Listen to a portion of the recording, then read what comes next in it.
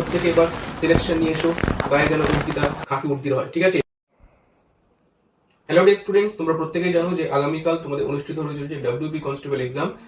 বহু প্রতীক্ষার পর বা দীর্ঘদিন পর তোমাদের কিন্তু 2021 পর 2025 কিন্তু তোমাদের এক্সামটা আবার হতে চলেছে। তো এই পরীক্ষাটা কিন্তু খুব ভাইটাল হতে চলেছে।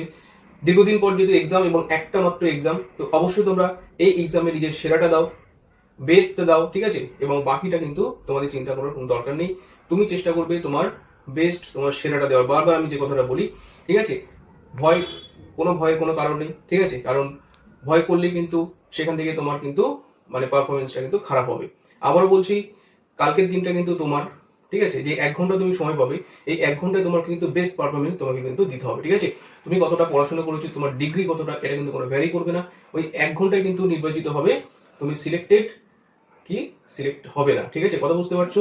আবারও বলছি, এবার কিন্তু খুব কড়াকড়ি, কারণ দুর্নীতি রুখতে মানে তোমাদের চারিদিকে যে দালাল চক্র তোমরা দেখতে পাচ্ছ, সেগুলোকে আটকাতে কিন্তু পুলিশ বোর্ড, পিআরবি বোর্ড কিন্তু প্রচুর নিরাপত্তা অর্থাৎ খুব কড়াকড়ি ব্যবস্থা নিয়েছে।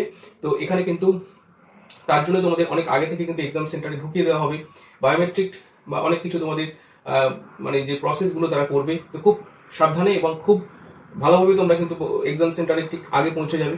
10:30টার আগে কিন্তু তোমরা এক্সাম সেন্টারে পৌঁছে যাবে, কারণ লাস্ট গেট ক্লোজিং কিন্তু তোমাদের 10:30টা, তারপরে কিন্তু তোমাকে কিন্তু ঢুকতে দেওয়া হবে না, ঠিক আছে। এটা কিন্তু মাথায় রাখবে।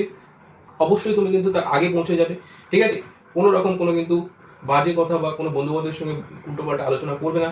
কারণ আমি দেখেছি, নিজের এক্সপিরিয়েন্স থেকে বলছি, ওই যে 10:30টায় ঢুকিয়ে দিল, 12টায় পরীক্ষা, ওই যে মাঝখানে 1.5 ঘন্টা অনেক মানে আলতু ফালতু কথা অনেকে শুরু করে দেয়, ঠিক আছে। কতজন পরীক্ষা দেবে, কত কাট আপ যাবে, কতজনকে নেবে, কতজনকে বাদ দেবে, আগের বারে কি হয়েছিল, এবারে কি হচ্ছে, কোনো রকম কোনো কথা বলবে না কারোর সঙ্গে, ঠিক আছে। অষ্টম যাবে, সেখান থেকে এসে তুমি কি করবে, তোমার মতো একটা জায়গা বেছে নাও, বা তোমার যেখানে তোমার সিট যেখানে, সেখানে বসে গিয়ে তুমি কি করবে, চুপচাপ বসে থাকো।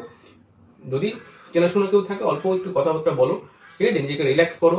খুব যদি অসুবিধা হয়, নিজে একটু মাথাটা নিচু করে কিছুটা তুমি একটু রেস্ট নিয়ে নাও, ঠিক আছে। এরকম করতে করতে দেখবে তোমাদের পরীক্ষার স্যার ঢুকে পড়বে, ঠিক আছে। এবার খুব সাবধান, আমি আবারও বলছি, কিন্তু ওই সময়টা কিন্তু ভাইটাল। তোমরা কিন্তু ওই 1.5 ঘন্টা কিন্তু তুমি আজে বাজে কথার মধ্যে যাবে না, কারণ এই 1.5 ঘন্টায় কিন্তু তোমার মাইন্ড ডিস্ট্রাকশন আসবে, ঠিক আছে। কথা বুঝতে পারছো? ভয়ের কোনো কারণ নেই, তুমি যোদ্ধা, তোমার জয় সুনিশ্চিত। কারণ তুমি এতদিন যে পড়াশোনা করেছো, তার ফলাফল কিন্তু কালকে মানে তুমি কিন্তু দিয়ে আসবে তোমার সেরাটা।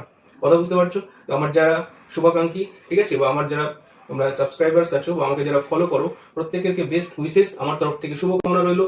প্রত্যেকের এক্সাম ভালো, প্রত্যেকে এবার সিলেকশন নিয়ে এসো, গায়ে যেন উর্দিটা খাকি উর্দির হয়, ঠিক আছে। এটা কিন্তু তোমরা প্রত্যেকে মাথায় রাখবে, ঠিক আছে।